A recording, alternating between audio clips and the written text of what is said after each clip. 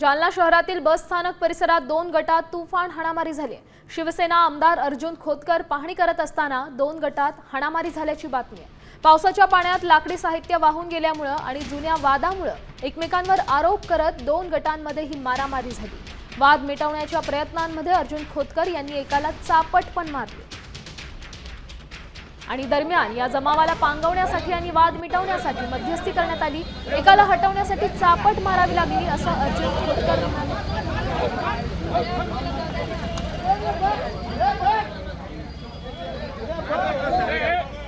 या संदर्भात अधिकची माहिती देत आहेत आपले प्रतिनिधी अक्षय शिंदे। अक्षय, काय सांगाल, नेमका घटनाक्रम काय?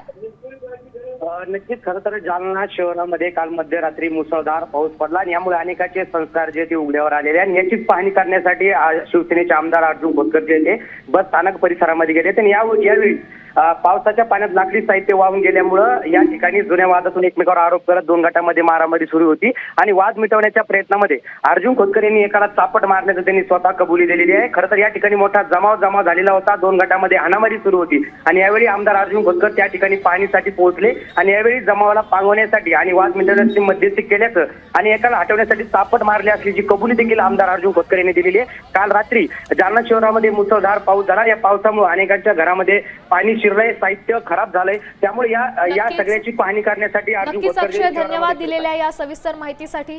त्यामुळे जालन्यात जी हाणामारी झाली त्यात खोतकर यांनी एकाला चापट मारली, त्यांनी स्वतः मान्य केलं। आता isakal.com आहे देशातील नंबर 1 ची मराठी न्यूज वेबसाईट। प्रत्येक अपडेटसाठी isakal.com ला नक्की भेट द्या।